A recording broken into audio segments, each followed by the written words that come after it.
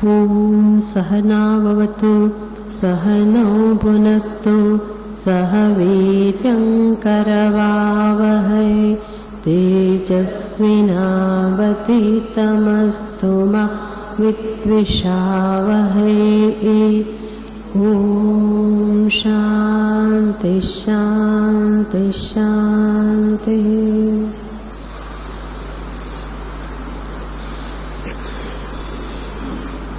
ॐ सदाशिवसमारम्भाम् शङ्कराचार्यमध्यमाम् अस्मदाचार्यपर्यन्ताम् वन्दे गुरुपरम्पराम्।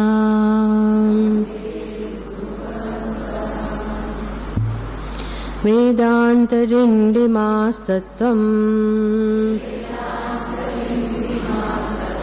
एकमुद्घोषयन्ति यत् आस्तां पुरस्तात् तत्तेजः दक्षिणामूर्तिसंज्ञितम्।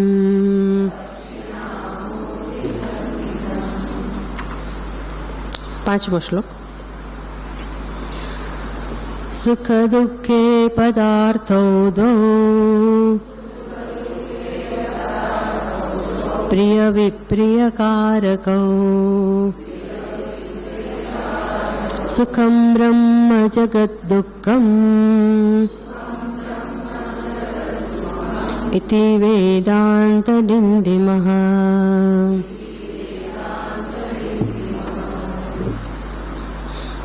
આજની ઘોષણા, નવી ઘોષણા 4થા શ્લોકમાં સુખ દુઃખે પદાર્થો દ્વૌ.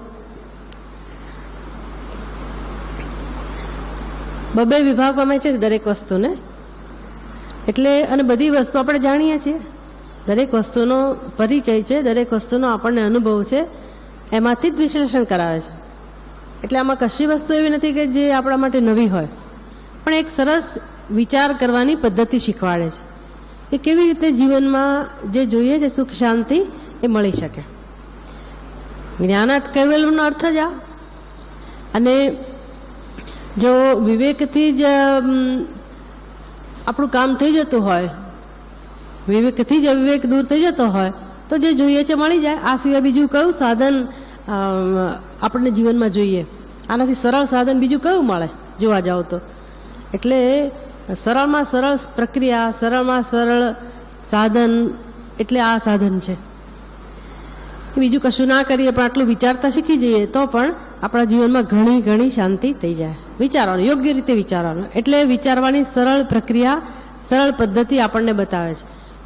હવે એક નવું દ્રષ્ટિબિંદુ હાથમાં લે છે. આમ તો બધું એક સાથે સંગતિ જ છે બધાની, પણ છતાંય જુદા જુદા દ્રષ્ટિબિંદુથી એકની એક વસ્તુ તરફ આપણું ધ્યાન લઈ જાય છે અને સમજાવે છે કે જીવનમાં દુઃખ કેમ છે. એટલે દુઃખનો અનુભવ તો છે જ, સુખનો અનુભવ પણ છે. તો સુખ દુઃખે પદાર્થો દ્વૌ કહે છે કે બધાના જીવનમાં બે પદાર્થો છે, સુખ અને દુઃખ. સુખ કોને કહેવાય અને દુઃખ કોને કહેવાય તો એની વ્યાખ્યા કરે છે. પ્રિય કારકૌ, પ્રિય વિપ્રિય કારકૌ. એક પ્રિય કારક છે અને બીજું વિપ્રિય કારક છે. પ્રિય કારક એટલે જે ગમે, જે આપણી અંદર ગમાની લાગણી જન્માવે, પ્રિયત્વની લાગણી જન્માવે એને કહેવાય પ્રિય કારક. તો સુખ પ્રિય કારક છે અને દુઃખ કેવું છે? વિપ્રિય. પ્રિયનો વિપ્રિય એનું વિરોધી શબ્દ વાપર્યો, વિપ્રિય કારક. દુઃખ વિપ્રિય કારક છે અને સુખ પ્રિય કારક છે. એટલે બધા માટે આ તો સામાન્ય વસ્તુ થઈ કે હા, સુખ અને દુઃખ બધાના જીવનમાં અનુભવ છે જ. એમાંથી બધાને શું ગમે છે? કોઈ પણ એવું ના હોય કે જેમ કે મને દુઃખ ગમે છે. બધાને શું ગમે છે? સુખ. એટલે બધાને ઉપયોગી થાય, બધાના હિતમાં હોય એવો ઉપદેશ કરે છે. સુખ બધાને પ્રિય છે જ, દરેકને સુખ ગમે જ છે. એટલે સુખ તો ગમે છે પણ કોનું સ્વરૂપ છે ખબર નથી. સુખ બધાને ગમે છે પણ સુખ કોનું સ્વરૂપ છે ખબર નથી. બસ આટલી જ સમસ્યા છે. આપણે સુખ બધાને ગમે છે. સુખ ગમાડવાનું હોય જબરજસ્તી તો જુદી વાત છે, પણ સુખ ગમે જ છે. સુખ ગમે જ છે. આપણને તો વેદાંત શાસ્ત્ર એવું શીખવાડે છે કે જે સ્વભાવ હોય એ જ હંમેશા ગમે, જે સ્વભાવ હોય એ જ ગમે. એટલે અગ્નિને ક્યારેય ઉષ્ણતા માટે વિરોધ ના હોય, બરફને ક્યારેય શીતળતા માટે વિરોધ ના હોય, એમ જીવ માત્રને સુખ માટે વિરોધ ના હોય. ભાઈ આટલા કલાક સુખ અનુભવ્યું, ધરાઈ ગયા, એવું થાય કોઈ દિવસ? કેરી ખાઈને ધરાઈ ગયા, ભાઈ બસ બહુ થયું, કંઈક બીજી વસ્તુ બનાવો, મીઠાઈ ખાઈને ધરાઈ ગયા, પણ સુખથી કોઈ ધરાઈ જાય કે આટલો બધો સમય સુખ શું? સવારથી બપોર સુધી સુખી સુખી સુખી, દિવસે સુખી, સાંજે સુખી, બહુ થયું ભાઈ, હવે જરાક હવે આમ ખાટું મીઠું કંઈક દુઃખ આવે તો સારું, એવું ઈચ્છા ના થાય. સુખથી ક્યારેય અણગમો ના થાય. સુખ બધાને પ્રિય છે જ. અહીંથી જ આપણને દિશા મળે છે વિચાર કરવાની. સાચી દિશાની પ્રાપ્તિ આપણને અહીંથી જ થાય છે કે જે ગમે એ આપણો સ્વભાવ હોય, એટલે આપણો જ સ્વભાવ હોય. જે આપણને ગમતું હોય આપણો જ સ્વભાવ. કોઈ જાણતું નથી કે સુખ કોનો સ્વભાવ છે. સુખ બધાને ગમે તો છે જ. એટલે અહીંયા ધ્યાન દોરે છે કે જીવનમાં સુખ અને દુઃખ બે પદાર્થો છે, પ્રિયકારક અને વિપ્રિયકારક. એમાંથી સુખમ બ્રહ્મ, સુખ જેનું સ્વરૂપ છે એ છે બ્રહ્મ. સુખમ બ્રહ્મ જગત દુઃખમ ઇતિ વેદાંત ડિંડિમઃ. એટલે ઘોષણા એ છે કે સુખ બ્રહ્મનું જ સ્વરૂપ છે અને જગતમાંથી દુઃખ જ પ્રાપ્ત થાય છે, અથવા તો જગત એટલે જ દુઃખ.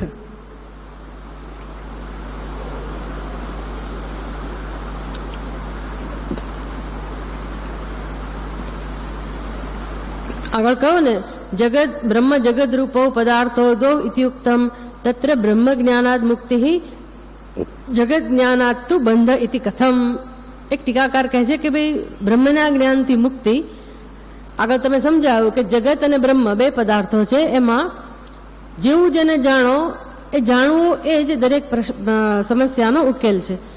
તો બ્રહ્મને તમે બ્રહ્મ તરીકે જાણો, બ્રહ્મનું જ્ઞાન પ્રાપ્ત કરો તો બ્રહ્મને જેવું છે એવું જાણો તો મુક્તિ પ્રાપ્ત થાય, અને જગતને જેવું છે એવું જાણો તો પણ મુક્તિ પ્રાપ્ત થાય. તો જગતનું જ્ઞાન કેવું છે? બંનેના જ્ઞાન, બંનેનું સ્વરૂપ આપણને સમજાવ્યું, સ્વરૂપનું નિર્ધારણ કર્યું કે બ્રહ્મ સત્ય અને જગત મિથ્યા, આત્મા અનાત્મા, ભોગતા ભોગ્ય, પછી ભાષક. આગળના શ્લોકો એ રીતે યાદ રાખવાના, ભાષ્ય ભાષક. બે જ વિભાગ છે એટલે કે બહુ વધારે યાદ નથી રાખવાનું, અને બધું આપણને ખબર પડે કે ભાઈ આત્મા અને અનાત્મા. આત્મા એટલે કોની વાત છે? હુંની વાત. ભોગતા એટલે કોની વાત છે? હુંની વાત. પછી ભાષક એટલે કોની વાત છે? હુંની વાત. તો આત્મા કયો, આત્મા કોણ છે, આત્માનો સ્વભાવ કેવો છે, જગત કેવું છે, એ બધું નિરૂપણ થયું. તો જગતનું નિરૂપણ થવાથી દુઃખ જવું જોઈએ, જગત જેવું છે એવું જાણવાથી દુઃખ જવું જોઈએ. પણ આપણી બુદ્ધિમાં જગત વિશેની કોઈક બીજી સમજ છે. એટલે અવિવેકનું સ્વરૂપ કેવા પ્રકારનું છે? તો કે જે આત્માની ચૈતન્યતા છે એ આપણને ક્યાં દેખાય છે? જગતમાં. જગતમાં એટલે યાદ રાખવાનું, આમ બહાર ચૈતન્યતા દેખાય છે એવું નહીં. ક્યાંથી શરૂ થાય જગત? આપણે શું સમજીએ? જગત કહીએ એટલે ક્યાંથી શરૂઆત કરવાની? પોતાના દેહથી. હા, દેહથી તો ખરું, પણ આમ બીજેથી આમ શરૂ કરીએ, કારણ કે અંદર તો એ જ ખ્યાલ છે ને, હું એટલે જુદી જગત કરતા, હું એટલે દ્રષ્ટા, બાકીનું બધું દ્રશ્ય, બાકીનું બધું જગત.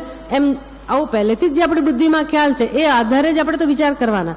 એટલે નવો બોધ આપ્યો આપણને પહેલા કે જગતનું જે સ્વરૂપ છે એ સ્વરૂપ જ આપણી ઉપાધિનું સ્વરૂપ છે. એટલે આપણી ઉપાધિને આપણે જગતમાં ખપાવવી જોઈએ, ખતવવી જોઈએ. ઉપાધિને શું કહેવાય? જગત જ કહેવાય. આ ઉપાધિ પણ જગતનો જ એક અંશ છે. એટલે આત્મા અનાત્માનો વિવેક કર્યો ત્યારે આપણા મન બુદ્ધિ સાથે, સ્થૂળ શરીર, સૂક્ષ્મ શરીર, એ બધા સાથે સમગ્ર ઉપાધિ કોનો ભાગ બની ગઈ? જગતનો ભાગ બની ગઈ. અને જે આત્મા, જે નિત્ય શુદ્ધ, નિત્ય બુદ્ધ, નિત્ય મુક્ત, જેનું સ્વભાવ, જેનું સ્વરૂપ છે સ્વયં પ્રકાશ, એવું જે આત્મ તત્વ છે એનો જ દરેક જગ્યાએ આરોપણ થયું, લક્ષણ કહેવામાં આવ્યું કે એ જ ભોગતા છે, એ જ ભાષક છે, એ જ જ્ઞાતા છે. જે કેવળ સચ્ચિદાનંદ સ્વરૂપ છે એ જ આત્મા છે, એ જ ખરા અર્થમાં ભોગતા છે, એ જ ખરા અર્થમાં જ્ઞાતા પણ છે, અને એ જ ખરા અર્થમાં ભાષક છે. એટલે હવે જો આત્મા જ ભાષક હોય, ભાષક એટલે પ્રકાશક, ભાષક એટલે જે બીજાને પ્રકાશવાનું કામ કરે છે, તો આત્મા જ ભાષક હોય, આત્મા જ પ્રકાશ સ્વરૂપ હોય અને પ્રકાશતો હોય, તો એના પ્રકાશમાં મન બુદ્ધિ પ્રકાશતા હોય, બીજા બધા શરીરો પ્રકાશતા હોય, તો એ જગત તો પર પ્રકાશ થઈ ગયું. એ જગત તો હવે પોતે પોતાનું સ્વતંત્ર અસ્તિત્વ ધરાવતું નથી, એ બીજાના પ્રકાશમાં પ્રકાશિત થાય છે. તો આવું પરપ્રકાશિત જગત આપણને દુઃખ ઉત્પન્ન ના કરી શકે. અને જ્યારે તમે એ સચ્ચિદાનંદ સ્વરૂપના દ્રષ્ટિબિંદુથી જ જગતને જોવાનો પ્રયાસ કરો તો ખરેખર તો જગત રહેતું જ નથી. જેમ તમે અનેક અલંકારો પડ્યા હોય, એમાં સુવર્ણના દ્રષ્ટિબિંદુથી દરેક અલંકારને જોઈએ, સુવર્ણના દ્રષ્ટિબિંદુથી, માત્ર એના ઉપરના નામરૂપથી નહીં, પાયામાંથી શરૂઆત કરો, અધિષ્ઠાનથી શરૂઆત કરીએ તો સુવર્ણના દ્રષ્ટિબિંદુથી દરેક અલંકારને જોઈએ તો ત્યાં કેટલા અલંકાર છે? કેટલા અલંકાર છે? એક એક એક પણ નહીં. હા, ના ના, હવે તો હજારો અલંકારને હું એક જ અલંકારમાં અલંકાર રહેતો જ નથી. અલંકાર જતા રહે છે. ક્યાં જતા રહેતા છે? ક્યાં જતા રહેતા છે? જતા ક્યારે રહે? હોય તો જતા રહે. જતા રહે છે? જતા નથી રહેતા. હતા જ નહીં ને. હતા તો પછી એવું ક્યાંક જતા રહ્યા. હતા જ નહીં. અલંકાર હતા ક્યારે? અલંકાર હતા જ નહીં. મને અલંકાર દેખાતા હતા, આપણને અલંકાર એમાં જણાતા હતા. ક્યાં? સુવર્ણમાં. ખબર નહોતી એટલે આપણે એને સત્યતા આપતા હતા. તો આપણા ઘડાથી જ આપણે તો સમજતા હોય છે ને હંમેશા, આ ઘડાને બરાબર સમજીએ તો ઘડો ક્યાં જતો રહે? માટીમાં. માટીમાં જતો રહે એટલે શું? એ ક્યારેય માટીથી સ્વતંત્ર હતો જ નહીં. માટીથી સ્વતંત્ર હતો, પણ એને શું કર્યું? ઘડાપણું બતાવ્યું આપણી બુદ્ધિમાં ઘડાપણું ત્યાં સ્થાપિત થયું, એટલે માટી દેખાતી બંધ થઈ ગઈ. ઘડો જ સત્ય છે એવો ખ્યાલ હતો ત્યારે જ માટી નહોતી દેખાતી. પછી જેમ જેમ તમે ઘડાને બરાબર સમજી લો, બરાબર કે શેમાંથી જન્મ્યો, આખી પ્રક્રિયા આપે ને આપણને કોઈ, શેમાંથી જન્મ્યો, અત્યારે શું, પછી શેમાં લય પામે, પછી એના જેટલા પણ ગુણો છે ઘડાના, બધા ગુણો, જેમ કે શબ્દ, સ્પર્શ, રૂપ, રસ અને ગંધ, આ પાંચે પાંચ ગુણો આપણને એવું લાગતું હતું ઘડાના છે. પણ પછી અવાજ કરીએ, આવો અવાજ કરે તો એ અવાજ કોનો થયો? પછી અવાજ કોનો ધર્મ થઈ ગયો? માટીનો ધર્મ થયો કે ના થયો? અવાજ તો માટીનો કહેવો પડે કે ના પડે? અહીંયા હું હાથ લગાવું છું તો કોને હાથ લગાવું છું? માટીને. તો શબ્દ પણ માટીના ખાતામાં જાય, પછી સ્પર્શ પણ માટીના ખાતામાં જાય, પછી રૂપ પણ તમે જેનો રંગ વગેરે જુઓ તો પણ કોનો છે? માટીનો. બીજા કયા ગુણો રહ્યા? રસને કેમ સિદ્ધ કરવો કે માટીનો છે? તો ચાખવું પડે. બાળકો ચાખતા હોય છે, માટી ખાતા હોય છે. કેમ ખાતા હશે? એને કંઈક અંદર રસ અનુભવાતો હશે. આપણે ઘરમાં પ્રયોગ કરી શકીએ કે રસ અનુભવાય છે, બધાની સામે શરમ આવે તો ઘરમાં ચાખી જોવાય તો ખબર પડે કે એ સ્વાદ કોનો છે? માટીનો. જો 4 ગુણો તો કોના ખાતામાં જતા રહ્યા? માટીના ખાતામાં. છેલ્લો ગુણ કયો રહ્યો? ગંધ. તમે પાણી રેડો, કોરો ઘડો હોય, પાણી રેડો તો શેની સુગંધ આવે? માટીની. વરસાદ પડે તો પૃથ્વીમાંથી સુગંધ આવે છે ને, તો કોનો ધર્મ છે? એ સુગંધ કોનો ધર્મ થયો? એ પણ માટીનો. તો પાંચે પાંચ ગુણો એ માટીના ખાતામાં ગયા. હવે આપણને જે ઘડો સત્ય લાગતો હતો એમાંથી ઘડા માટે શું રહ્યું? તમે વજન કરો. આ બધું ઘડાનું સમજ ચાલે છે, ઘડા વિશેની સમજ ચાલે છે. ઘડાનું તમે વજન કરો પહેલા, અને પછી ઘડો આપણે તોડી ફોડી નાખીએ, પછી તમે માટીનું વજન કરો. ઘડો જ્યારે હતો ત્યારે વજન કર્યું, ઘડો જ્યારે તૂટી ગયો ત્યારે વજન કર્યું. કેટલો ફેર આવે? બંને વજન કરે કેટલો ફેર આવે? ફેર આવવો જોઈએ કે ના આવવો જોઈએ? કારણ કે પહેલા ઘડો હતો અને પછી ઘડો નથી. તો હતો ત્યારે ઘડાનું અસ્તિત્વ હોય તો પછી ઘડાનું વજન આવવું જોઈએ ને. અને હવે ઘડાનું અસ્તિત્વ નથી તો એનું વજન ઓછું થવું જોઈએ. કોઈ ફેર પડતો નથી. એટલે ઘડો છે ત્યારે પણ ઘડા વિશે જે વાત કરો એ બધી વાત કોની હોય છે? કોની સાબિત થાય છે? માટી. એટલે હવે તમે આમાંથી માટી લઈ લો તો ઘડાના ખાતામાં કશું પણ બચે? કંઈ પણ? તમે એમ કહો ના પણ પેલો આકાર તો ઘડાનો ખરો કે નહીં? પણ માટી લઈ લો પછી આકાર રહે છે? માટી લઈ લો તો આકાર નથી. આકાર પણ કોના ખાતામાં જતો રહે? આકાર ના રહ્યો તો નામ કોને આપવું? એટલે શાસ્ત્ર બહુ સરસ રીતે સમજાવે છે. વિકારો નામધેયમ. આ નામ અને રૂપ છે. નામ જેને કહું અને જે ઘડાનો આકાર છે, રૂપ છે, એને કહેવાય વિકાર. નામ વિકારો ધેયમ, નામ રૂપ વિકારો ધેયમ. આનું સત્ય શું સાબિત થયું? અરે આનું ઘડાના નામ રૂપ કેવા સાબિત થયા? વિકાર. એ ક્યાં રહે છે? ઘડો નામનો શબ્દ ક્યાં રહે છે? વિકાર એટલે શું? જે નથી છતાંય દેખાય છે. અને ઘડો રહે છે ક્યાં? તો પછી ઘડો ક્યાં રહે છે? ખાલી મારી જીભ ઉપર રહે છે. ખાલી મારી જીભ ઉપર ઘડો શબ્દ હું બોલી શકું. બહુ તો હું ઘડો શબ્દ લખી શકું. આથી વધારે ઘડાની સત્યતા કોઈ જગ્યાએ નથી. કોઈ જગ્યાએ નથી. એને શું કહેવાય? વાચા રંભણમ. વાચા આરંભણમ. પણ આ ઘડો વાચા એ વાણી પણ ક્યાંથી નીકળી? આમાં તો એવું છે કે તમે દરેક વસ્તુનો પીછો કરો ને એટલે મૂળ સુધી જાઓ, બસ કામ થઈ ગયું. આ ઘડો વાણી ક્યાંથી પ્રગટ થાય છે? તો વાણીનું તમે જો આખી પદ્ધતિ જાણતા હો કે વાણીની ઉત્પત્તિ કઈ રીતે થાય છે, તો સંસ્કૃત વ્યાકરણ શીખવનારા તમને શીખવાડે છે કે કક્કાના જેટલા વર્ણ છે એમાં ક વર્ગ, ચ વર્ગ, ટ વર્ગ, ત વર્ગ, પ વર્ગ આવું છે. પછી સ્પર્શને કારણે, આઘાતને કારણે બધા વર્ણોનો જન્મ થાય છે. એટલે આપણો કક્કો, ગુજરાતીનો કક્કો આપણને કડકડાટ યાદ હોય. ક ખ ગ ગ બધું ગોકી નાખેલું હોય એટલે બધું બરાબર યાદ હોય. પણ સંસ્કૃત શીખીએ ત્યારે ખબર પડે કે આ કક્કાની રચના કેટલી બધી સમજપૂર્વક થઈ છે. એટલે આખી સિસ્ટમ અને જે ઉત્પત્તિ વાણીની થાય છે, જે પ્રકારે વાણી પ્રગટ થાય છે એ પ્રકારે કક્કાની ગોઠવણી કરેલી છે. કંઠ્યાહા, કવર્ગ એટલે શું? કંઠ્યાહા આવું કહી દે. કંઠ્યાહા એટલે શું? જેની ઉત્પત્તિમાં કંઠ નિમિત્ત બને છે. એટલે તમે પહેલી લાઈન બોલો ને ક વર્ગ, અહીંયા આંગળી રાખીને બોલો ક ખ ગ ઘ, તો કઈ સ્પંદન અનુભવાય છે? ક ખ ગ ઘ અંગ. એટલે કંઠ એમાં ઉત્પત્તિ માટે જવાબદાર છે. એટલે વાણીમાં કંઠનો સ્પર્શ થવાથી એમાં વિકાર થયો અને ક ખ ગ ઘ અંગનું ઉચ્ચારણ થાય છે.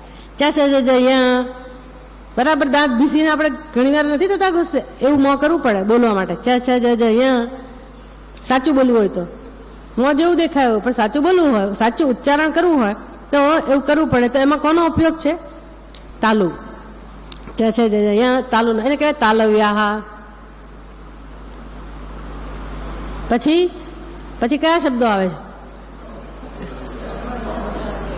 ચ છ જ જ યા કહી દીધું. પછી ટ ઠ ડ ઢ ણ. જીભ ક્યાં જાય છે? ઉપર, મુર્દા. એને કહેવાય મૂર્ધન્યા. ટ ઠ ડ ઢ ણ. એક જ જગ્યાએથી બધા વર્ણોની ઉત્પત્તિ થાય છે, મૂર્ધન્યા. પછી ત થ દ ધ ન. એમાં કોનો ઉપયોગ છે? દાંતનો. દાંત ના હોય, દાંત વગરના લોકો બોલવાનું મુશ્કેલ થઈ જાય. ચોકઠું હોય તો ખબર પડી જાય કે આને ચોકઠું છે. સ્પષ્ટ ઉચ્ચારણ ના હોય.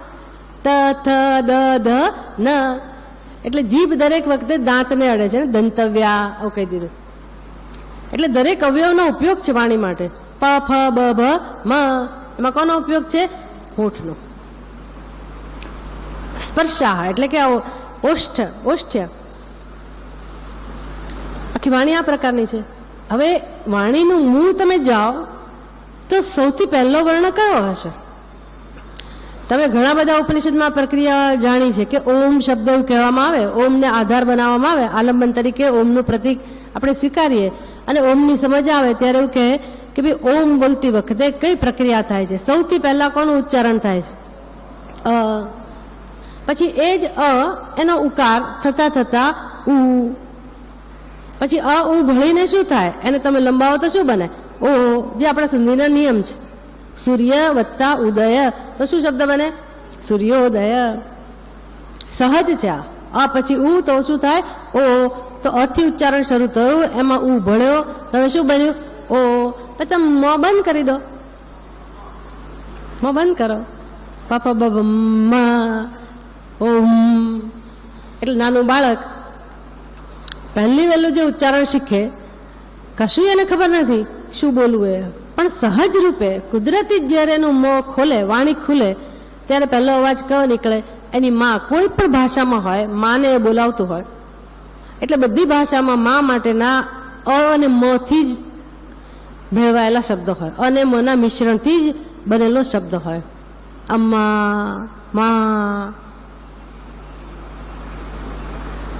માઈ, જે પણ ભાષા, અમ્મા એ બોલે તો એ જ પહેલા. એટલે જે સહજ ઉચ્ચારણ છે, ઉચ્ચારણ ક્યાંથી શરૂ થાય છે? અથી. પછી તો તમે જેમ જેમ ચિંતન કરો ને ત્યારે ખબર પડે કે આ એટલે શું? તો કે એક માત્ર ઉમેરાય. અમાં જ સહેજ લંબાવે એટલે આ, પછી ઈ, પછી ઉ, એટલે અ, આ, ઈ, ઉ, એ, ઐ, ઓ, ઔ, અમ, અહ ત્યાં સુધી જાઓ, પણ બધાનું ઉદ્ભવ સ્થાન કયું? અ.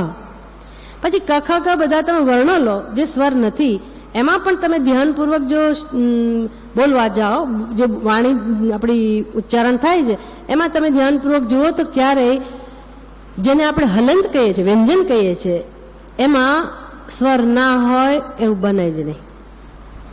એવું બને જ નહીં ઉચ્ચારણમાં. આપણે કહી દીધું કે આ વ્યંજન કહેવાય, પણ તમે બોલો ત્યારે એમાં કાં તો પહેલા સ્વર હોય અને કાં તો પછી હોય. એટલે ગુજરાતી લોકો શું બને? ક, ખ એવું બોલવા જાય, એ વ્યંજનનું ઉચ્ચારણ આવું થાય. અને દક્ષિણ ભારતમાં ક, ખ, ગ આવું બોલે, એટલે લોકો પછી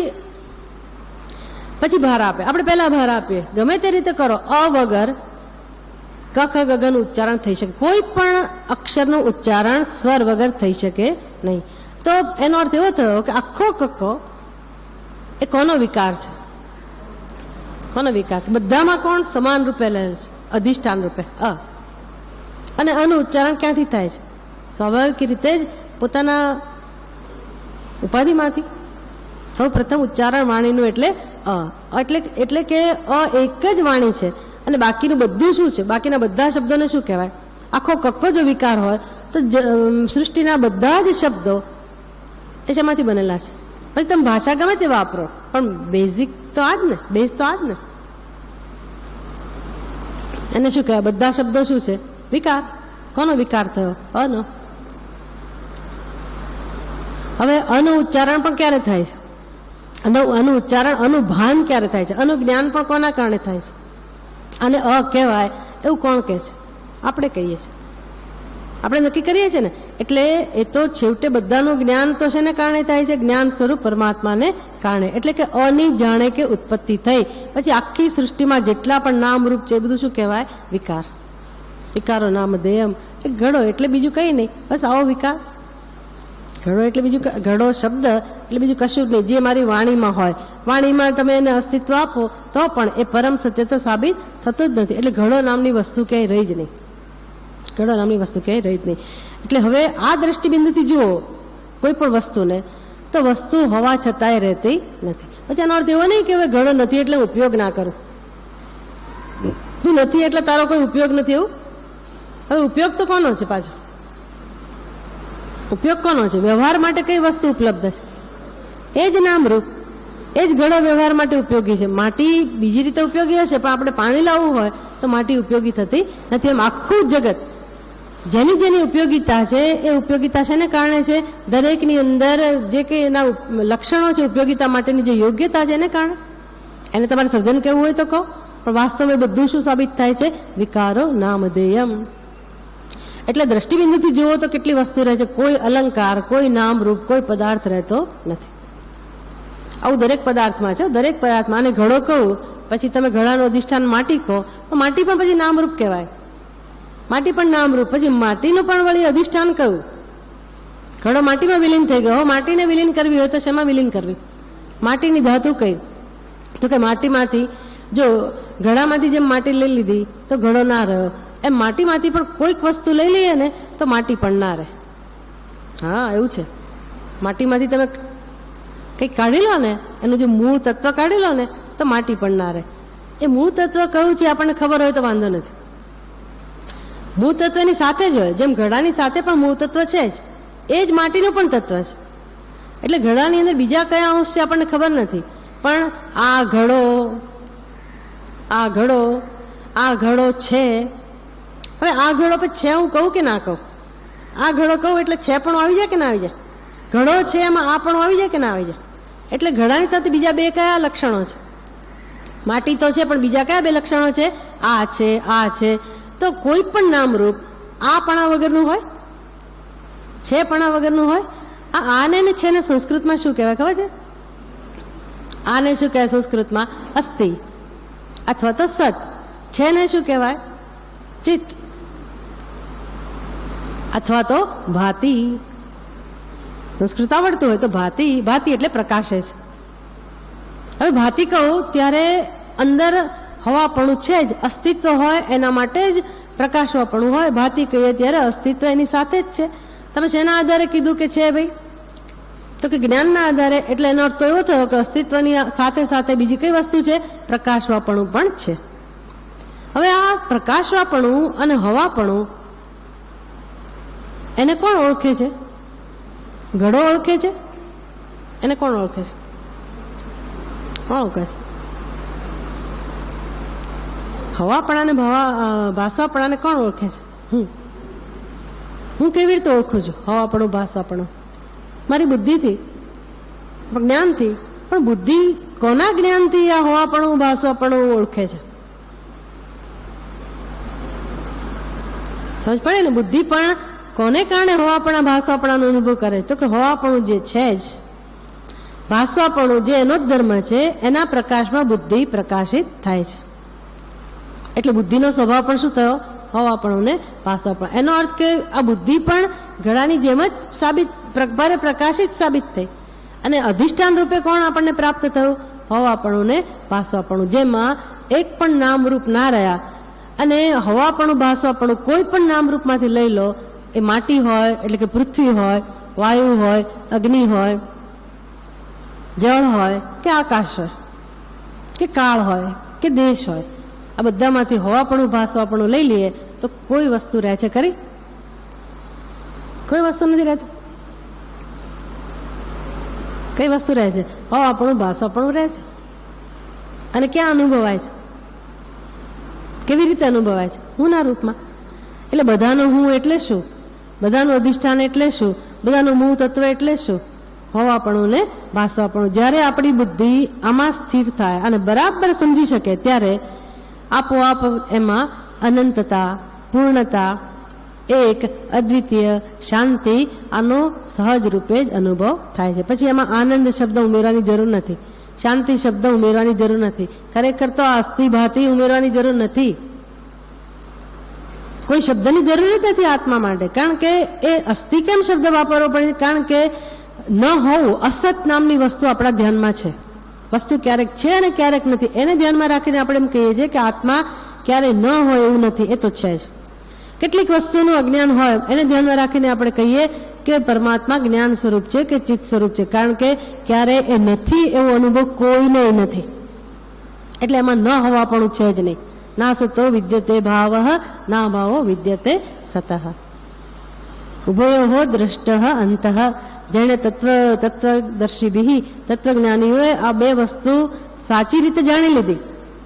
ઉભયો અંતઃ, બંનેનું સ્વરૂપ જાણી લીધું. એના માટે ના સતો વિદ્યતે ભાવ અસત. જે અસત છે એટલે કે આ ઘડો જે અસત સાબિત થયો, આખું જગત અસત સાબિત થયું, તો એ જગત ક્યારેય નથી, ક્યારેય નથી. અને જે સત જેનો સ્વભાવ સાબિત થયો, સતઃ અભાવ ન વિદ્યતે, સત જેનું સ્વરૂપ સિદ્ધ થયું. સત એટલે કોણ? એ જ સચ્ચિદ અને આનંદ જે શબ્દ વપરાય એ આત્મતત્વ. એ આત્મતત્વનો ક્યારેય અભાવ નથી. આ બે વસ્તુ જેણે જાણી લીધી એના જીવનમાં કોઈ પ્રકારની સમસ્યાઓ નથી. આવું કેવું છે ને? તો હવે જેને આપણે સુખ કહીએ છીએ જીવનમાં, પ્રિયકારક સુખ, તો એ કોનો ધર્મ હોય? અસતનો. અને દુઃખ છે, દુઃખ અનુભવાય છે, તો એ દુઃખ શેમાંથી આવતું હશે? તો કે જગતમાંથી. કારણ કે આપણને બીજો શેનો અનુભવ થાય છે? જગતનો અનુભવ થાય છે. એટલે જગતમાંથી દુઃખનો અનુભવ થાય છે. હવે પ્રશ્ન એ રહ્યો કે જગત જ્યારે છે જ નહીં તો જગત દુઃખનું કારણ કેમ છે? જગત છે જ નહીં તો દુઃખ કેવી રીતે જન્મ આવે?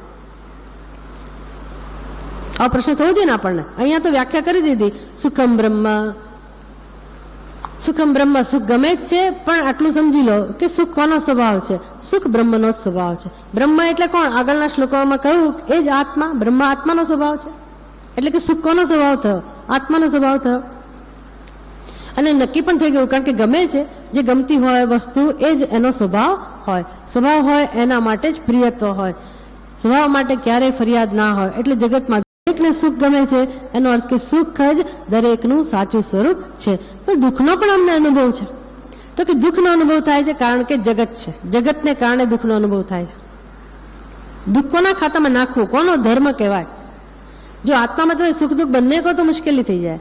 આત્મામાં તો જાહેરાત થઈ ગઈ કે આત્માનો ધર્મ કેવો છે?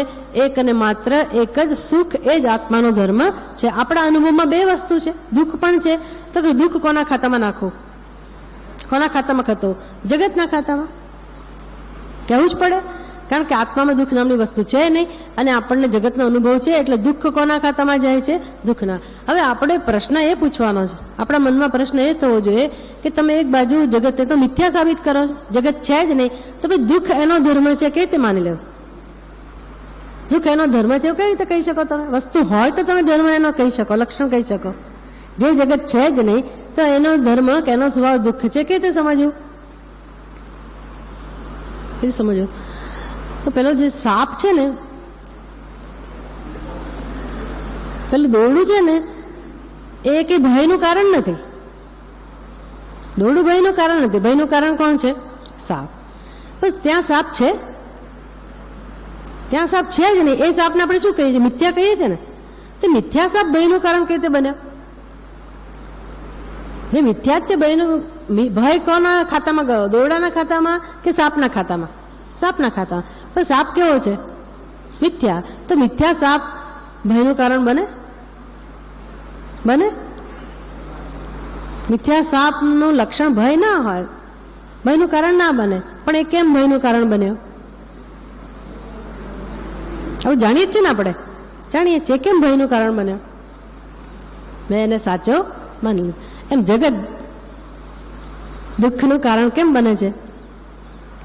જગતને સાચું માની લીધું. હવે આ ઘડાનું ન જાણતી હોવ, ઘડો જ સત્ય માનતી હોવ, તો ઘડો મારા માટે રાગ દ્વેષનું કારણ બનવાનો જ. કોઈ પણ નામરૂપને હું જ્યારે સત્યતા આપીશ ત્યારે જગતમાંથી કોઈ ને કોઈ વસ્તુ કાં તો મારા રાગનું કારણ હોય, કાં તો મારા દ્વેષનું કારણ. એક જગ્યાએ રાગ કર્યો એટલે બીજી જગ્યાએ દ્વેષ જન્મવાનો જ. આવું છે. એટલે રાગદ્વેષ ક્યારે જન્મે? નામરૂપમાં સત્યતા હોય ત્યારે. અને નામરૂપને સત્યતા આપનાર કોણ છે? નામરૂપ પોતે એમ નથી કહેતા કે અમે સત્ય છીએ. બહુ સરસ વસ્તુઓ છે જગતમાં, દરેકે દરેક વસ્તુ જાહેર કરે છે. કોઈ પણ વસ્તુ કેમ ના હોય, તમારા અલંકારો હોય, તમારું ઘર હોય, તમારા વસ્ત્રો હોય, આજુબાજુની જે પણ વસ્તુનો તમે ઉપયોગ કરતા હો, આપણું શરીર સુદ્ધા, આપણું મન સુદ્ધા, આપણી બુદ્ધિ સુદ્ધા, બધી વસ્તુઓ એક જ નિયમ જાહેર કરે છે. પોતાના સ્વરૂપને એ તો પ્રગટ જ રાખે છે, એ છુપાવતા નથી. એ તો જેવું સ્વરૂપ છે એવું જ પ્રગટ કરે છે કે અમારો ધર્મ કેવો છે? તો કે અમે ક્ષણે ક્ષણે અભાવ તરફ જઈ રહ્યા છીએ. આ તમારા વાળ શું દેખાડે છે? વાળ શું સૂચવે છે? રોજ આપણે અરીસામાં જોઈએ ને કઈ નવો સફેદ વાળ આવ્યો જ હોય, કરચલીઓ પડી જ હોય, અને રોજ રોજ કંઈક ને કંઈક સંદેશા મળ્યા જ કરતા, એ બધું શું ઇન્ડિકેટ કરે છે? શું સૂચન કરે છે? શું સૂચન કરે છે? બહુ થયા 50 વર્ષે વાળ ધોળા ના થાય તો કાળા થાય? તમે કરો જુદી વાત છે, પણ અમારો સ્વભાવ તો કેવો છે? ધોળા જ થવું. એટલું નહીં, ધોળા તમે થાકી જશો બધું કરી કરીને, પણ પછી અમે રહીશું નહીં તો શું કરશો? એટલે તો રોજ જતાય રહે. એટલે પછી આપણી સ્થિતિ બહુ ડામાડોળ થઈ જાય કે હવે શું કરું? હવે 5-6 વાર જે છે એને કેમ બચાવી? એના માટેનો સંઘર્ષ. આમ જીવન સંઘર્ષમાં જ જાય. તો બધી વસ્તુ જાહેર કરે છે કે અમારો સ્વભાવ આવો જ છે. શરીર એનો સ્વભાવ જાહેર કરે જ છે કે ધીરે ધીરે અમારો નાશ થવાનો જ છે. અસ્તિ જાયતે વર્ધતે વિપરિણમતે અપક્ષીયતે નશ્યતે. જગતનો દરેક પદાર્થ આ જાહેર કરે છે, અને આપણે જોતા જ નથી, એની સામે જોતા જ નથી. અને અપેક્ષા કેવી રાખીએ છીએ? અપેક્ષા કેવી રાખીએ? તમે રેતીમાંથી તેલની અપેક્ષા રાખો, ક્યારે પૂરી થાય? રેતીમાંથી તેલ નીકળવાની અપેક્ષા રાખો, ક્યારે પૂરી થાય? કોઈક દિવસ થશે? ગમે તેટલા મંત્ર તંત્ર આ તે ગમે તેવું કરો, રેતી તેલ આપે? રેતીમાંથી તેલ નીકળે? ના જ નીકળે. એમ જે જગત સ્વભાવથી જ આવું છે, નાશવંત છે, પહેલેથી જ એ એવો સ્વભાવ અંત, એટલે કે આવું એનું કહેવાય ને કે ડેસ્ટિનેશન, અંત જેનો આવો છે એવા લક્ષણવાળું જે સ્વભાવ છે, જેનો સ્વભાવ છે એવા જગત પાસેથી આપણે શેની અપેક્ષા રાખીએ છીએ? સુખને, સત્ય માનીને. એમાં કોનો દોષ છે? જગત તો જાહેર કરે જ છે હું આવું છું, પણ આપણે સમજવું નથી.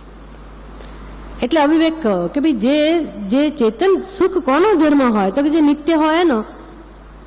અને હું દ્રષ્ટિ ક્યાં રાખું છું, અપેક્ષા ક્યાં રાખું? જે સ્વભાવથી અનિત્ય છે, નાશવંત છે એવા પદાર્થો પાસેથી હું સુખની અપેક્ષા રાખું છું. પણ તમે સીધું જ એમ કહી દો કે જગત દુઃખ જ છે. ભગવાન પણ ગીતામાં કહે છે, અહીંયા જગત દુઃખમ એવું કહું, ગીતામાં ભગવાન કહે છે અસુખમ, અનિત્યમ, અસુખમ, દુઃખાલયમ. દુઃખમ નહીં, દુઃખાલયમ, આવો ગીતામાં શબ્દ વાપરે જ ભગવાન જગત માટે. જો તમને યાદ હોય તો, જો તમને અધ્યયનમાં બહુ રસ હોય ને તો ઘરે જઈને આ બધા શ્લોક શોધી કાઢવાના કે કઈ જગ્યાએ ભગવાન દુઃખાલયમ એવો શબ્દ વાપરે છે, તો જ કંઈક ફેરફાર થશે. આપણી બુદ્ધિને જ્યાં સુધી આમ આપણે આમ બરાબર ઝબકોળતા નહીં શીખીએ ને ત્યાં સુધી કંઈ આપણી વિચારધારા બદલાવાની નથી. એટલે આમાંથી આપણને સરસ એક નવી પ્રેરણા મળે કે શું શીખવું, બાકીના સમયમાં શું શીખવું. તો આવું ધીરે ધીરે આપણે આપણા જ્ઞાનમાં ઉમેરો કરતા જઈએ કે દુઃખાલયમ કઈ જગ્યાએ ભગવાન કહે છે. અશાશ્વતમ, અનિત્યમ, અસુખમ. ભગવાન વ્યાખ્યા કરે જગતની કે જગત આવું જ છે અર્જુન. અસુખમ એટલે શું? દુઃખનો અભાવ. દુઃખાલયમ એટલે શું? દુઃખાલયમ એટલે શું? ઔષધાલય એટલે શું? પુસ્તકાલય એટલે શું? જ્યાં એકલા પુસ્તકો હોય, જ્યાં એકલી ઔષધિઓ હોય, એ તો દુઃખાલયમ એટલે શું? ભગવાને કહી દીધું પછી આપણે શું કામ દલીલો કરવાની જરૂર છે કે ના ના ભગવાન ક્યારેક ક્યારેક અમને સુખ મળે છે, ક્યાંક તમારી ભૂલ થતી લાગે છે. ક્યાંક અમે જોઈએ છીએ કે આ ક્રિકેટ મેચમાં અમે જીતી ગયા એટલે તરત જ અમે તો પછી ડાન્સની પાર્ટી, હા હા શું લોકો, ક્યારેક તો સુખ છે ભાઈ. અમને રોજબરોજમાં ક્યાંક ક્યાંક આમ કોઈ સરસ ગરમીમાં લીંબુનું શરબત આપે તો સુખનો અનુભવ થાય છે. એ શેરડીનો રસ પીએ, હા ઠંડકનો અનુભવ, આ બધું સુખ છે. તમે એમ જ કહી દો કે દુઃખથી જ જગત ભરેલું છે તો થોડું તરત તમે સ્વીકારી લઈએ. પણ ભગવાને કહ્યું દુઃખાલયમ, અનિત્યમ, અસુખમ. અર્જુન તું બારીકાઈથી નિરીક્ષણ કરીશ તો દરેકે દરેક વસ્તુ દુઃખમય જ છે. તું જ્યારે માને છે કે મને ક્યારેક ક્યારેક સુખ મળે છે, એ જે સુખ મળે છે એના માટે પણ જવાબદાર તો કોણ છે? સુખ સ્વરૂપ આત્મા જ. નહીં તો રોજ તમે નૃત્ય કરો, રોજ ડાન્સ કરો, ભાઈ દુઃખ રહે જ નહીં. એવું શક્ય છે? એ તો વિચારતા નથી. હું જ નક્કી કરું કે આને સફળતા કહેવાય અને પછી હું જ એનું આયોજન કરું કે ભાઈ મનાવો. પણ સફળતા કોને કહેવાય તો મેં જ નક્કી કર્યું ને. સફળતાની સમાંતર વ્યાખ્યા ક્યાં મળે જ છે? આ 12મા ધોરણનું કે 10મા ધોરણનું પરિણામ આવ્યું તો એક છોકરાએ તો એના બધા મિત્રોને બોલાવીને બહુ સરસ પાર્ટી ગોઠવી. આપણે એને પૂછ્યું તને કેટલા માર્ક્સ આવ્યા? તો કે જે બસ 36% આવ્યા. વિચાર કરો, 36% આવ્યા ને આ માણસ તો આટલો બધો ઉછળે છે, કૂદે છે આ વિદ્યાર્થી. અને બીજા વિદ્યાર્થીના ઘરે ગયા તો એ બિચારો રડી રહ્યો છે. કેમ તું રડે છે? કેટલા ટકા આવ્યા? તો કે 90% આવ્યા. 90%. તો ભાઈ દુઃખી કેમ છે? મેં 95ની ધારણા રાખી હતી, મેં એટલી મહેનત કરી હતી કે 90% આવ્યા જ કેમ? તો કોને સફળતા કહેવી? કોને સુખ કહેવું? કોને દુઃખ કહેવું? સફળતા નિષ્ફળતાની વ્યાખ્યા કોણ કરી? આપણે જ કરી. અને પછી એની સાથે જોડાઈને મારી સફળતા, મને લાભ મળ્યો, મારી સફળતા, હું સફળ, આવો જ્યારે બુદ્ધિમાં ખ્યાલ જન્મ્યો ત્યારે સુખ નિવૃત્તિ જન્મી. સુખ દુઃખ તો જન્મવાના જ જીવનમાં. સુખ દુઃખ અહીંયા એવું નથી કહેવા માંગતા, ભલે જગત દુઃખમય છે એવું કહું, પણ તમને એમ લાગે કે નાના ક્યારેક સુખ છે, વાંધો નથી. સુખ હોય તો ભલે સારું, ભગવાનની કૃપા. પણ દુઃખ ડગલે ને પગલે હોય જ છે. અને તમે એમ કહો કે આત્મામાં દુઃખ છે જ નહીં અને જીવનમાં દુઃખ થાય જ છે. ભાઈ આપણા સ્વજનોનો વિયોગ થાય ત્યારે દુઃખ થાય, કઈ અનિચ્છનીય ઘટના બને ત્યારે દુઃખ થાય, આપણું આમ જે પ્રિય પાત્ર હોય એનું દુઃખ હોય એનાથી આપણે દુઃખી થઈએ, તો દુઃખ તો છે જ ને જીવનમાં. સુખ ભલે ના હોય, દુઃખ છે. અહીંયા કયું કરું પણ સુખ દુઃખ જવાનું તો નથી જ ને જ્ઞાનથી. તમે કહી તો દીધું કે ભાઈ બ્રહ્મ આત્માનો ધર્મ છે, સુખ આત્માનો ધર્મ છે કે સુખ બ્રહ્મનો ધર્મ છે, કહી દીધું. અને જગતનો ધર્મ દુઃખ છે, પણ અમારે રહેવાનું તો જગતમાં જ ને. અને અમે અનંતકાળથી જગત સાથે જોડાયેલા છીએ, તો દુઃખની ઘટના બને, એવી ઘટના બને ત્યારે દુઃખ તો જન્મે જ ને. તો સુખ દુઃખ જન્મે ભાઈ. શાસ્ત્ર કહે છે સુખ દુઃખ તો રહેવાના જ. જગત દુઃખમય છે એટલે દુઃખ ડગલે ને પગલે આવવાનું. પણ મુશ્કેલી ક્યાં છે? તો કે દુઃખની ઘટના ક્યાં બને છે. દુઃખની ઘટના ક્યાં બને છે? બહાર બને છે. પછી એ દુઃખની વૃત્તિને આપણે જ અંદર લઈ આવીએ છીએ. દુઃખની વૃત્તિ આપણી અંદર જન્મે એ પ્રકારે આપણે જગતને સત્યતા આપીએ છીએ અથવા જગત સાથે જોડાઈએ છીએ. બાકી ઘર તો ઘણાય છે જીવન સૃષ્ટિમાં, પણ આપણને કયું ઘર સ્પર્શે છે? કયું ઘર સ્પર્શે છે? મારું ઘર. એટલે દુઃખ માટે નિમિત્ત કયું બને છે? મારું ઘર. પુત્રો ઘણા છે જગતમાં, પણ કયા પુત્ર આપણને દુઃખ આપે છે? મારો પુત્ર. એટલે જ્યાં જ્યાં મમત્વ છે, મમ ભાવ છે, મારાપણું છે, એ વસ્તુ મને સ્પર્શે છે. તે મારાપણું ક્યાંથી આવ્યું?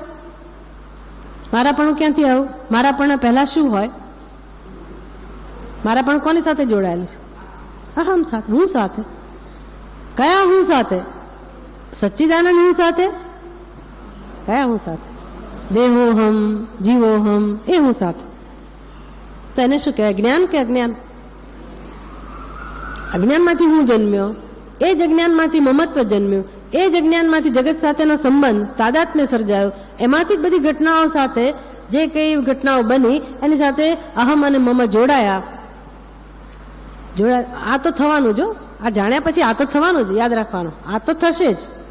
આવું જાણીએ એટલે મારા મનમાં કોઈ વૃત્તિ જન્મે જ નહીં એવું ના બને, તો જડ બની જઈએ આપણે. એટલે મન તો ચેતનવંતું છે, લાગણીશીલ છે. આ બધી વસ્તુઓ તો બનવાની, જગતમાં ઘટનાઓ બનવાની, બધું થયા જ કરવાનું. અહમ મમ પણ રહે તો ખરા, તદ્દન જતા ના રહે. અને કહેવું પડે આપણે વ્યવહારમાં, આ હું છું એવું તો મારે કહેવું જ પડે ને. પછી જ્યાં જાઉં ત્યાં હું બ્રહ્મ છું, હું આત્મા છું, એવું ના હોય. પછી જ્યાં વ્યવહાર જે રીતે થતો એ રીતે કરવો પડે ને. પછી માતાજી તમે ચા લેશો, કોફી, અહમ બ્રહ્માસ્મિ. આ તો જગતની વસ્તુઓ છે, એને આત્માને ચાને શું લેવા દેવા? આવું ના ચાલે. વ્યવહાર તો કરવો જ પડે ને. એટલે વ્યવહારમાં એ જ અહમ કામમાં આવવાનો છે, જે તાદાત્મ્ય ધરાવે છે શરીર સાથે, એ જ અહમ કામમાં આવવાનો છે. પણ આપણે શું કરી શકીએ એમ છે, આ શાસ્ત્રને શું શીખવાડવું છે? તો કે અવિવેક ક્યાં થાય છે, આપણું ધ્યાન દોરે છે કે ક્યાં અવિવેક છે, અને શું કરવાથી, કેવી રીતે વિવેક કરવાથી આપણે દુઃખમાંથી છૂટી શકીએ. તો કે સુખ દુઃખ પ્રશ્ન નથી. સુખ દુઃખ એનું નિમિત્ત બહાર બને, નિમિત્ત બહાર હોય એ પણ પ્રશ્ન નથી. સુખ દુઃખ આપણા અંતઃકરણમાં સતત અનુભવાય એ પણ પ્રશ્ન નથી. પ્રશ્ન કયો છે? એ ક્યાં જન્મે છે? તો કે અંતઃકરણ પણ મારું સ્વરૂપ નથી, એ વૃત્તિ છે. હું એ વૃત્તિને જોઈ શકું એમ છું, હું એની પ્રકાશક છું, હું એની ભાષક છું. આપણે શું કહી દઈએ છીએ? જે ભાષ્ય છે એને જ આપણે હું એવું કહીએ છીએ. એટલે સુખની વૃત્તિ જન્મી એને હું કહું, પછી મારી વ્યાખ્યા બદલાઈ ગઈ, હું એટલે સુખી. દુઃખની વૃત્તિ જન્મી એને હું કહું એટલે મારી વ્યાખ્યા બદલાઈ ગઈ, હું એટલે દુઃખી. આ આપણને સ્વીકાર્ય નથી, અને આ જ આપણા જીવનનો પ્રશ્ન છે. ભેગા થઈ જવું, સુખની વૃત્તિ સાથે એક થઈ જવું. વૃત્તિ જાણીએ છીએ કે સુખની વૃત્તિ નહોતી અને હમણાં જન્મી. તો જન્મી તો ક્યાંથી જન્મી? ક્યાંથી જન્મી? ભલે મનમાં જન્મી, પણ મનમાં પણ એનું અધિષ્ઠાન હોવું જોઈએ ને. એ ક્યાંથી જન્મી? તમને ભાન કેવી રીતે થયું કે આને સુખની વૃત્તિ કહેવાય? જ્ઞાન થયું કે ના થયું? એનો અર્થ કે જ્ઞાનમાંથી જ જન્મી છે, જ્ઞાન સ્વરૂપ ચૈતન્યમાંથી જ એ સુખની વૃત્તિ જન્મી છે. એટલે સુખની વૃત્તિ છે, જન્મી છે ત્યારે પણ એનો સ્વભાવ તો ચૈતન્ય જ છે, એ તો પ્રકાશિત થઈ રહી છે. એટલે દરેક ક્ષણે, દરેક અવસ્થામાં એ જન્મી ત્યારે પણ, એ છે ત્યારે પણ, અને જ્યારે એનો લય થાય ત્યારે પણ એ પ્રકાશ વગર હોઈ શકે નહીં. કારણ કે એ જન્મી નહોતી, એને પહેલા પણ જ્ઞાન સ્વરૂપ પરમાત્મા છે. એ વૃત્તિ છે ત્યારે પણ જ્ઞાન સ્વરૂપ પરમાત્મા છે. એ વૃત્તિનો લય થાય ત્યારે પણ જ્ઞાન સ્વરૂપ પરમાત્મા અર્થાત હું, મારું જે સાચું સ્વરૂપ છે એ તો છે જ. એટલે એ સાચું સ્વરૂપ છે આત્મા, એ શું કામ કરે છે? પ્રકાશવાનું કામ કરે છે. ભાષક એ હું છે, હુના ખાતામાં એટલું જ આવે છે, ભાસવું, પ્રકાશવું, ભાષકત્વ, એ જ આપણો ધર્મ છે. એની બદલે વૃત્તિ, હવે વૃત્તિ ચૈતન્યના પ્રકાશમાં પ્રકાશિત થતી હોય તો એને શું કહેવાય? ભાષક કહેવાય કે ભાષ્ય કહેવાય? ભાષ્ય કહેવાય ને. જો તમને પહેલા સમજાયું હતું, ભાષક અને ભાષ્ય એટલે શું? જે પ્રકાશવાનું કામ કરે એને શું કહેવાય? ભાષક. જે પ્રકાશિત થાય છે એને શું કહેવાય? ભાષ્ય. તો સચ્ચિદાનંદ સ્વરૂપ, જ્ઞાન સ્વરૂપ આત્મા પ્રકાશી રહ્યો છે, એ કોણ છે? ભાષક. એના પ્રકાશમાં, એના પ્રકાશને કારણે તો મને જ્ઞાન થાય છે કે આ સુખની વૃત્તિ જન્મી. જ્ઞાન થાય છે કે નહીં? તો વૃત્તિને શું કહેવાય? ભાષ્ય. ભાષ્ય કોના ખાતામાં જાય? આત્માના ખાતામાં જાય? અનાત્માના ખાતામાં જાય. તો પછી શું કામ ભાષ્યની વૃત્તિની સાથે જોડાવું છું? હું શું કામ જોડાવું? હું એની સાથે જોડાવું તો મને તકલીફ થાય ને. હું જાણું કે હું જેને પ્રકાશિત કરનાર છું, અને વૃત્તિ તો કેવી છે? નહોતી, જન્મી અને જતી રહે છે, એનો સ્વભાવ છે. પાણીની અંદર પેલી લહેરો જન્મે હોય અને જતી રહે, તો ભલે આવે છે ને જાય છે, જન્મે છે ને નાશ પામે છે. એટલે એનો અર્થ શું થયો કે આત્મા અસંગ છે, એને હું એનું જે સત્ય છે એને હું જાણી લઉં. આત્મા અસંગ છે અર્થાત હું સ્વરૂપથી અસંગ જ છું. આટલું જાણવાનું જ છે કે મારું સ્થાન અસંગતા જ છે. હું જ્યારે જોડાઉં છું ને એ વૃત્તિની સાથે, ત્યારે પણ આત્મા ખરેખર જોડાતો નથી. આત્મા તો અસંગ જ છે, આટલું જ જાણવાનું છે. હવે પછી રોજ મારે હવે ધ્યાનમાં બેસીને પ્રેક્ટિસ કરવાની કે આ વૃત્તિ જન્મે તો પણ હવે એની સાથે જોડાવવાનું નહીં, એવું નથી. આ જ્ઞાનનું વારંવાર સ્મરણ, જ્ઞાનની સ્મૃતિ કે મારું સ્થાન ક્યાં છે. જ્યાં મારું સ્થાન છે ત્યાં હું રહું. આત્મા પ્રકાશક છે, એને પ્રકાશક તરીકે સમજું. આ સમજ વધારે ને વધારે દ્રઢ થતી જાય તેમ તેમ પેલું જે ભાષ્ય સાથેનો આપણો સંબંધ છે, એની સાથેનું તાદાત્મ્ય છે, એમાંથી આપણે ધીરે ધીરે મુક્ત થતા જઈએ. આત્માનમ ચેત વિજાનીયાત અયમ અસ્મિ ઇતિ પુરુષ. આત્માનમ ચેત વિજાનીયાત, જો આત્માને જાણી લેવામાં આવે, જો જીવાત્મા પોતાના સાચા સ્વરૂપને અયમ અસ્મિ પુરુષ, પુરુષ એટલે પરમાત્મા, હું પરમાત્મા છું. આ ભાષક એટલે જ પરમાત્મા, એ સિવાય બીજો કોઈ પરમાત્મા નથી અને એ મારું સ્વરૂપ છે, આવું જો કોઈ જાણી લે, સાચી રીતે જાણી લે અને કોઈ શંકા વગર, કોઈ સંશય ના રહે, એવી દ્રઢપણે જ્યારે નિશ્ચય થઈ જાય, આત્માનમ ચેદ વિજાનીયાત અયમ અસ્મિ ઇતિ પુરુષ કિમ શરીરમ અનુસંજરેત કિમ ઇચ્છન કસ્ય કામાય. હવે જો આત્મા સ્વરૂપને બરાબર જાણી લીધું, એની અનુભૂતિ થઈ, એની અનુભૂતિ એટલે તૃપ્તિનો અનુભવ, શાંતિનો અનુભવ, સંતોષનો અનુભવ, પરમ આનંદનો અનુભવ, પૂર્ણતાનો અનુભવ, આવો અનુભવ થાય પછી કસ્ય ઇચ્છન, હવે એનામાં કઈ ઈચ્છા રહે? આત્મની એવ આત્મના તુષ્ટ, હવે કઈ ઈચ્છા રહે? ઈચ્છા જ નથી. કિમ ઇચ્છન કસ્ય કામાય, કઈ ઈચ્છાની પૂર્તિ માટે હવે પુરુષાર્થ કરે, એટલે કે આ શરીરમાં અહમ ભાવ ધારણ કરે. શું કામ? અનુસંજરે, જરેત એટલે તાવ આવો, જર એટલે તાવ આવો, અનુસંજરે એટલે આ શરીરનો ધર્મ તો એવો જ છે, તાપ એવો જ એનો ધર્મ છે. અનુસંજરે એટલે શરીરને હું કહું, પછી જો શરીરનો સ્વભાવ જેવો હોય, કોનો સ્વભાવ મને લાગે? મારો સ્વભાવ. શરીરની અવસ્થા કોની અવસ્થા બની જાય? મારી અવસ્થા. એમ દરેક મનુષ્યનો પ્રશ્ન આ જ છે, જેવી શરીરની અવસ્થા છે એને પોતાની અવસ્થા સમજે છે. જ્ઞાન થવાથી કેમ અનુસંજરે? હવે શું કામ શરીરની પાછળ ઘસડાય? શરીરને શું કામ હું એવું કે? મનને શું કામ હું એવું કે? બુદ્ધિને શું કામ હું એવું કે? અને કઈ ઈચ્છાને મહત્વ આપે? કઈ ઈચ્છાની પૂર્તિ માટે હવે નવા નવા કર્મો હાથ ધરે? શું કામ પોતાને કરતા સમજે? શું કામ પોતાને ભોગતા સમજે? આ બધું સમજાય ને. આ બધું લશ્કર છે. એના પાયામાં કોણ છે? હું દેહ છું એ. અને એના પાયામાં અધૂરપની લાગણી. એ અધૂરપની લાગણી શેમાંથી જન્મી? અજ્ઞાનમાંથી.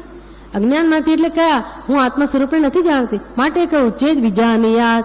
જે મનુષ્ય પોતાના આત્મા સ્વરૂપને જેવું જેવું જાણી લે છે, પછી આ શરીરમાં દેહભાવ નથી રહેતો. રાખવાની જરૂર નથી, જરૂર નથી. એ કુસ્તી નથી કરવાની, રોજ મારે યુદ્ધ નથી કરવાનું કે હા દેહ ના હમ દેહ, એવું બોલબોલ નથી કરવાનું.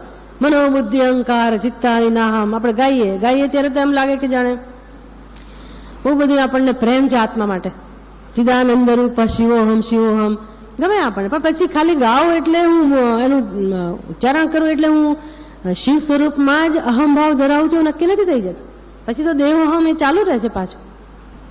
એટલે જેમ જેમ આ બધું જાણીએ કે હું દેહ નથી જ, સ્પષ્ટ રીતે હોય પણ ના શકું, કારણ કે આત્માનું સ્વરૂપ પ્રકાશમય છે. પ્રકાશવું એક જ એનો ધર્મ છે.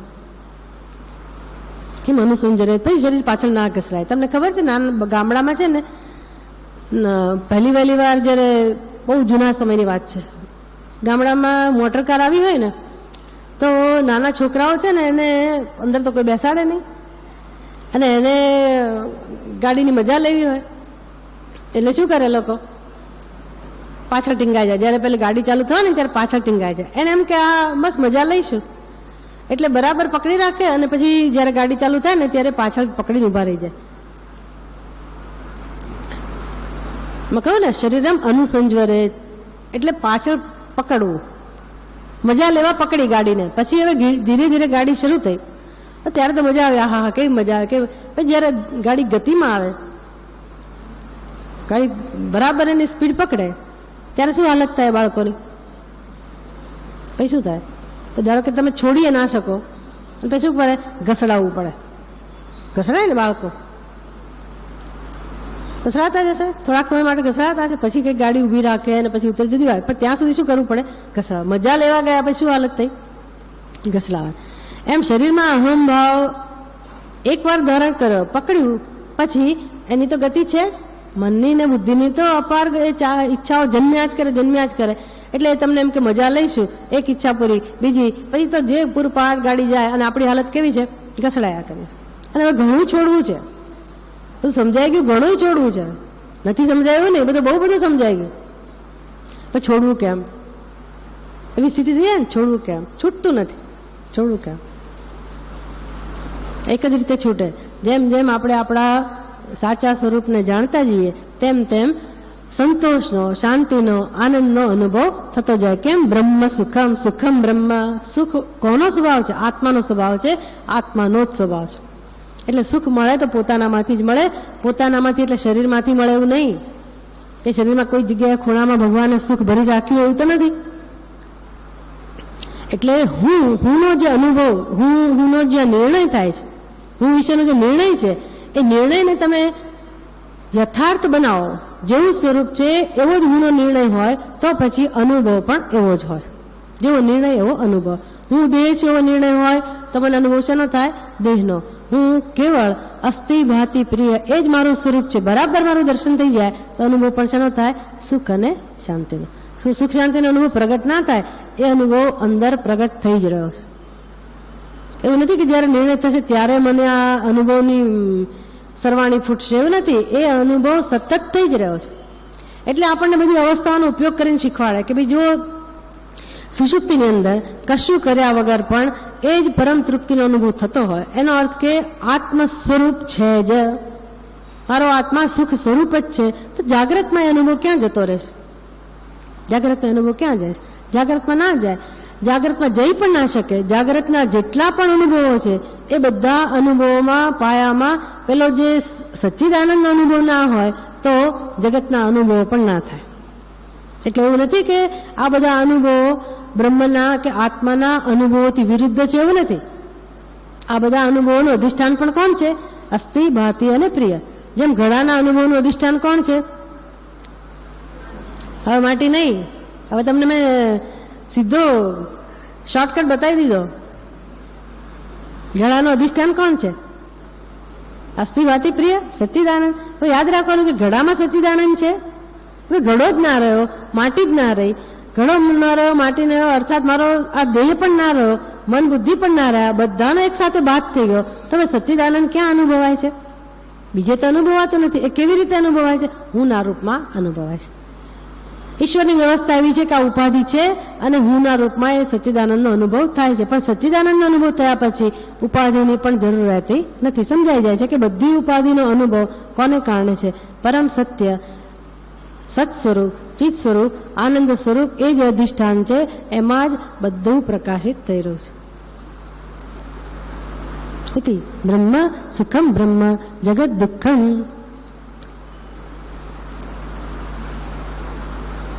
એટલે આટલું સમજાવ્યું ને, જગતમાં દુઃખ કેમ છે? મિથ્યા હોવા છતાંય જગતમાં દુઃખ કેમ છે? તો કે સાપ મિથ્યા છે છતાં પણ ભયનું કારણ છે. કેમ? તો કે એને સાચી રીતે જાણતા નથી. એટલે સાપનું જ્ઞાન, સાપનું જે દર્શન, એને કે સાપનું જ્ઞાન એ કેવું જ્ઞાન છે? અયથાર્થ. સાપ છે જ નહીં એ જો જ્ઞાન હોય તો પછી દુઃખ રહેતું નથી. એમ જગત છે જ નહીં એવું જ્યારે યથાર્થ જ્ઞાન થાય ત્યારે જગત દુઃખનું કારણ બનતું નથી. પણ વ્યવહારિક સત્તાનો સ્વીકાર કરો અને જગતને તમે સત્યતા આપો અને ઘટનાઓને સત્યતા આપો અને એને નિમિત્ત તરીકે તમે સ્વીકારો તો પણ એ ઘટનાઓને એને કારણે ઉઠતી વૃત્તિઓને, મનમાં જે જાત જાતની વૃત્તિઓ જન્મે, સુખની, દુઃખની, સફળતાની, નિષ્ફળતાની, એ બધી વૃત્તિઓ જન્મે ત્યાં સુધી પણ વાંધો નથી. એ વૃત્તિઓ જન્મે છતાં પણ આપણે એ વૃત્તિમાં ન જોડાઈએ તો એ વૃત્તિ આપણને પ્રભાવિત કરતી નથી. આટલો વિવેક કરવાનો છે. એટલે વ્યવહારિક સત્તા આપી શકીએ, પણ અંતતોગત્વા આવી કોઈ જગતના નામ રૂપની સત્યતા નથી. આત્માના પ્રકાશમાં સર્વ જગત પ્રકાશિત છે અને સુખ કેવળ આત્માનો જ ધર્મ છે. અને આગળની ચર્ચા આપણે પછીના ક્લાસમાં કરીએ. ઓમ શાંતિ શાંતિ શાંતિ.